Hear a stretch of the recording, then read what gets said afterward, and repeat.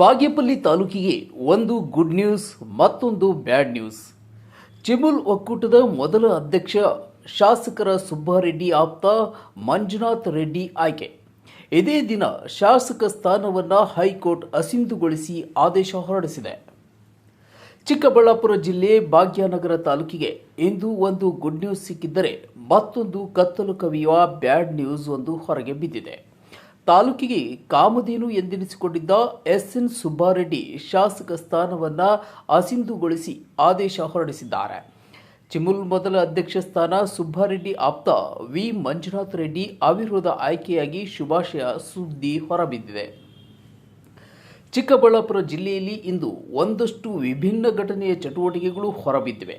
ಶಿವರಾತ್ರಿ ಮುಗಿದು ಇತಿಹಾಸ ಪ್ರಸಿದ್ಧ ಭೋಗನಂದೀಶ್ವರನ ಬ್ರಹ್ಮ ರಥೋತ್ಸವ ಇಂದು ಲಕ್ಷಾಂತರ ಜನ ಸೇರಿ ರಥೋತ್ಸವಕ್ಕೆ ಬಾಳೆಹಣ್ಣು ದವನ ಎಸೆದು ತಮ್ಮ ಹರಕೆ ತೀರಿಸಿಕೊಳ್ಳುವ ತವಕದಲ್ಲಿದ್ದಾರೆ. ಇದೇ ದಿನ ಚಿಮುಲ್ ಅಧ್ಯಕ್ಷರ ಆಯ್ಕೆ ಚುನಾವಣೆಯಲ್ಲಿ ಬಾಗೇಪಲ್ಲಿ ಶಾಸಕ ಆಪ್ತ ವಿ ಮಂಜುನಾಥ್ ರೆಡ್ಡಿ ಮೊದಲ ಅಧ್ಯಕ್ಷರಾಗಿ ಅವಿರೋಧ ಆಯ್ಕೆಗೆ ನಂದೀಶ್ವರ ದಾರಿ ತೋರಿದ್ದಾನೆ. ಆದರೆ ಅದೇ ನಂದೀಶ್ವರ ಇಂದು ಬಾಗೇಪಲ್ಲಿ ಶಾಸಕರ ಸ್ಥಾನವನ್ನು ಅಸಿಂಧುಗೊಳಿಸುವ ಮೂಲಕ ಬಾಗೇಪಲ್ಲಿ ತಾಲೂಕಿಗೆ ಕತ್ತಲು ಕವಿದು ಕಾರ್ಮೋಡ ಆವರಿಸುವಂತೆ ಮಾಡಿದ್ದಾನೆ. ಕಳೆದ ವಿಧಾನಸಭಾ ಚುನಾವಣೆಯಲ್ಲಿ ಎಸ್ಎನ್ ಸುಬ್ಬಾರೆಡ್ಡಿ ಅಕ್ರಮ ಮಾರ್ಗದಲ್ಲಿ ಗೆದ್ದಿದ್ದಾರೆ. ಅವ್ಯವಹಾರ ನಡೆಸಿ ಶಾಸಕರಾಗಿ ಆಯ್ಕೆಯಾಗಿದ್ದಾರೆ. ಅವರ ಶಾಸಕತ್ವ ವಜಾ ಮಾಡಬೇಕೆಂದು ಅವರ ಸಮೀಪ ಸ್ಪರ್ಧಿ ಬಿಜೆಪಿ ಅಭ್ಯರ್ಥಿ ಸಿ ಮುನಿರಾಜು ಉಚ್ಚ ನ್ಯಾಯಾಲಯದ ಮೊರೆ ಹೋಗಿದ್ದರು. ಅರ್ಜಿಯನ್ನು ಎತ್ತಿ ಹಿಡಿದ ನ್ಯಾಯಾಧೀಶ ಎಂಜಿಎಸ್ ಕಮಲ್ ಸುಬ್ಬಾರೆಡ್ಡಿ ಶಾಸಕ ಸ್ಥಾನವನ್ನು ಅಸಿಂಧುಗೊಳಿಸಿ ರಾಜ್ಯ ಸರ್ಕಾರದ ಕಾರ್ಯದರ್ಶಿಗೆ ಪತ್ರ ರವಾನಿಸುವಂತೆ ಆದೇಶ ಹೊರಡಿಸಿದ್ದಾರೆ. ಆತ ಎಂಥವನು ನಿಮಗೂ ಗೊತ್ತು. ಅಂಗನವಾಡಿಯಲ್ಲಿ ಕೊಟ್ಟಂಥ ಪುಟ್ಟ ಕಿಟ್ಗಳನ್ನು ಮಾರ್ಕೊಂಡು ಬಂದಂಥ ವ್ಯಕ್ತಿ. ಆತನಿಂದ ಈ ಕ್ಷೇತ್ರಕ್ಕೆ ಏನಾಗುತ್ತೆ ನೀವೇ ಹೇಳಿ. ಈಗ ಆತನು ಮಾತನಾಡ್ತಾರೆ ಸ್ಟೈಲು ಅವ್ನು ನೋಡಿದ್ರೆ ಅವನ ದೌರ್ಜನ್ಯ ಅವನ ದಬ್ಬಾಳಿಕೆಗೆ ಇಲ್ಲಿ ಯಾರು ಬಗ್ಗಲ್ಲ.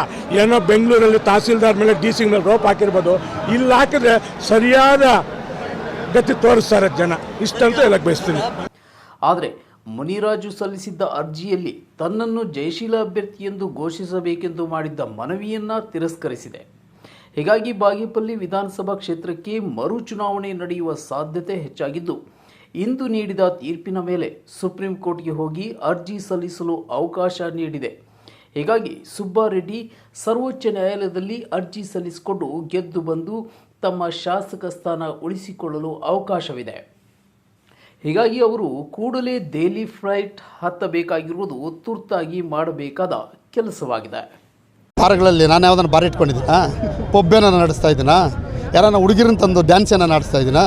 ಕೇಳಬೇಕಣ್ಣ ಅವ್ರನ್ನ. ಕೇಳಿದಾಗ ನೀವು ಅವ್ರನ್ನ ಕೇಳಬೇಕು. ಅವ್ರನ್ನ ನಾನು ಯಾವುದೇ ಫ್ರಾಡ್ ಮಾಡಿ ತಮ್ಮದ ಏನು ಸಂಪಾದನೆ ಮಾಡಿರೋದು ಅದನ್ನು ಒಂದು ತೋರಿಸ್ಲಿ. ಅವರು ಯಾವುದನ್ನು ಒಂದಾಗರಣ ಯಾವುದನ್ನು ತೋರಿಸ್ಬಿಟ್ಟು ಬಹಿರಂಗವಾಗಿ ನಿಮ್ಮ ಚಾನಲ್ ಕರೆದುಬಿಡಿ. ಅವ್ರನ್ನ ಎಷ್ಟು ಪಬ್ಬುಗಳು ಮಾಡ್ತಾರೆ, ರಾತ್ರಿ ಹೊತ್ತು ಎಷ್ಟು ಹೆಣ್ಣು ಮಕ್ಕಳನ್ನ ಕರ್ಕೊಂಬಂದೆಲ್ಲ ಡ್ಯಾನ್ಸ್ ಆಡಿಸ್ತಾರೆ, ಒಳ್ಳೊಳ್ಳೆ ದುಡ್ಡು ಮಾಡ್ತಾರೆ ಅಂತ ಜನಕ್ಕೆಲ್ಲ ಏನು ಮಂಚು ಬೂದಿ ಬರೆಸ್ತಾರೆ. ಹಳ್ಳಿಗೂ ಪ್ರತಿ ಗ್ರಾಮ ಪಂಚಾಯತಿಗೂ ಬಾರ್ಗಳು ಮಾಡ್ಕೊಂಡು ಸಂಪಾದನೆ ಮಾಡೋರು ಯಾರು?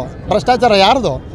ದಲಿತರದು ಬೇನಾಮಿಗಳು ಮಾಡಿಕೊಂಡು ದಲಿತರ ಆಸ್ತಿಗಳನ್ನ ಹಾಕ್ಕೊಂಡು ಎಲ್ಲ ಸಮಾಧಿಗಳನ್ನ ತಳ್ಕೊಂಡು ಅವ್ರು ಎಲ್ಲ ಏನು PTC ಎಲ್ಲ ಹಾಕ್ತು ಬಂದರೂ ಕೂಡ ಅವರೆಲ್ಲ ಬೇನಾಮಿ ಆಸ್ತಿಗಳು ಮಾಡ್ಕೊಂಡು ಬಾರ್ಗಳಲ್ಲಿ ಇಟ್ಕೊಂಡಿದ್ದಾರಣ್ಣ. ನಂದು ಯಾವುದನ್ನ ಬಾರ್ ಇದೆಯಾ? ನಾನು ಯಾವುದೋ ಒಂದು ಬಾಟ್ಲ್ ಮಾರ್ತೀನ? ಯಾವ್ದು ಭ್ರಷ್ಟಾಚಾರ ಕೇಳಬೇಕು ನೀವು. ಜಿಲ್ಲಾ ಪಂಚಾಯತಿ ಅಧ್ಯಕ್ಷನಾಗಿ ಕೆಲಸ ಮಾಡಿದ್ದೀನಿ ಬೆಂಗಳೂರಲ್ಲಿ. ರಾಜ್ಯದ ಅಧ್ಯಕ್ಷರುಗಳಿಗೆ ಅಧ್ಯಕ್ಷನಾಗಿದ್ದೀನಿ, ಬೋರ್ಡ್ ಚೇರ್ಮನ್ ಆಗಿದ್ದೀನಿ. ಒಂದು ಯಾವುದನ್ನ ನಮ್ಮ ಸುಬ್ಬಣ್ಣನ ಕೈಲಿ ಆದರೆ ಥರ ಕೇಳಿ ಗೊತ್ತಾಗುತ್ತೆ. ಮನೆ ಯಾವುದೋ ಇಲ್ದಿದ್ದು ಸೃಷ್ಟಿ ಮಾಡೋಕ್ಕೆ ಹೋಗಿದ್ದ, ಅದರಲ್ಲಿ ತೋರಿಸ್ದೆ. ಇವತ್ತು ಬಾಯಿ ತೆಗೋಕ್ಕಾಗ್ತಾ ಇಲ್ಲ. ಹೇಳ್ಬೋದು, ಹೇಳಿ ಗೊತ್ತಾಗುತ್ತೆ. ಮುಂದೆ 13ನೇ ತಾರೀಕು ಗೊತ್ತಾಗುತ್ತೆ. 10ನೇ ತಾರೀಕು ಜನ ಹೇಳ್ತಾರೆ ಯಾರು ಭ್ರಷ್ಟರು, ಯಾರು ಭ್ರಷ್ಟಾಚಾರದಲ್ಲಿ ದುಡ್ಡು ಸಂಪಾದನೆ ಮಾಡಿದ್ದಾರೆ, ಹೆಣ್ಣು ಮಕ್ಕಳನ್ನ ಕರ್ಕೊಂಡೋಗಿ ಯಾರ್ಯಾರೆಲ್ಲ ಪಬ್ಗಳಲ್ಲಿ ಡ್ಯಾನ್ಸ್ ಆಡಿಸ್ತಾರೆ ಅಂತ ಗೊತ್ತಾಗುತ್ತೆ.